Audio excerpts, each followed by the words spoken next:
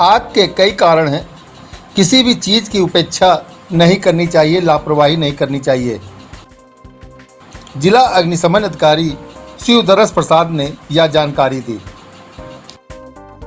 उन्होंने कहा कि घर से निकलने वाले रास्ते को हमेशा साफ सुथरा रखना चाहिए, फिर चाहे घर हो या ऑफिस।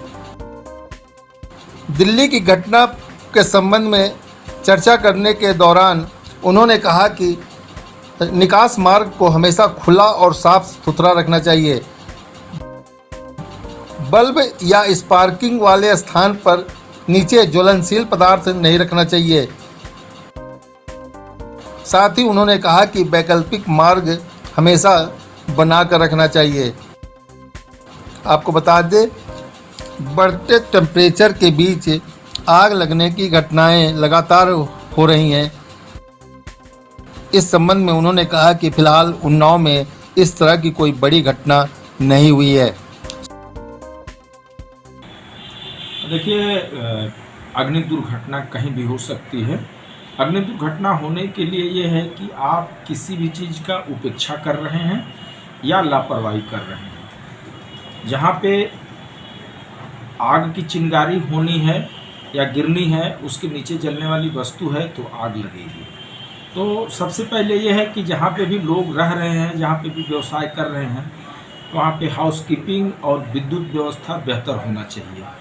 हम लोगों के यहाँ एक कहावत कहा जाता है कि सुरक्षित जीवन शैली विकसित करने के लिए अग्निशमन उपकरण और विद्युत वायरिंग बेहतरीन करनी चाहिए।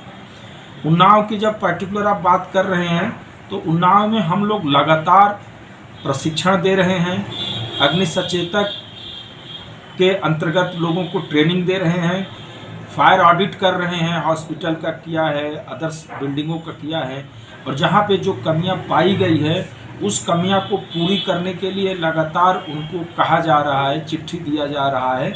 और उसका उदाहरण आपको मैं बता सकता हूँ कि जिला सत्र न्यायालय में फायर फाइटिंग की व्यवस्था एक विधिवत और बेहतरीन तरीके से किया जा रहा है। प्राइवेट फर्मों में भी इसी तरीके का है कि अग्नि सुरक्षा व्यवस्था लोग कर रहे हैं। और हम लोग लगातार, उत्तर प्रदेश सरकार की ये मंशा है कि आप अपने आवास में, आप अपने संस्थान में, आप अपनी फैक्ट्री में, आप स्कूल में, नर्सिंग होम में, हर जगह न्यूनतम अग्नि सुरक्षा व्यवस्था स्थापित कराएं। और उसका अनुपालन कराने के लिए हम लोग लगातार जनता के बीच में जा रहे हैं, लोगों को प्रशिक्षित कर रहे हैं, फायर स्टेशन पे प्रशिक्षित कर रहे हैं और उनको बता रहे हैं कि आप सुरक्षित जीवन शैली विकसित करने के लिए अपने व्यक्तित्व के अंदर एक सुरक्षा का कंसेप्ट विकसित करिए। और इस तरीके के आपके माध्यम से ये भी मैं बताना चाहता हूँ कि जो निकलने वाला मार्ग होता है, कोई भी दुर्घटना होती है वहाँ लाइफ लॉस तभी होता है जब निकलने का मार्ग सुगम नहीं होता है।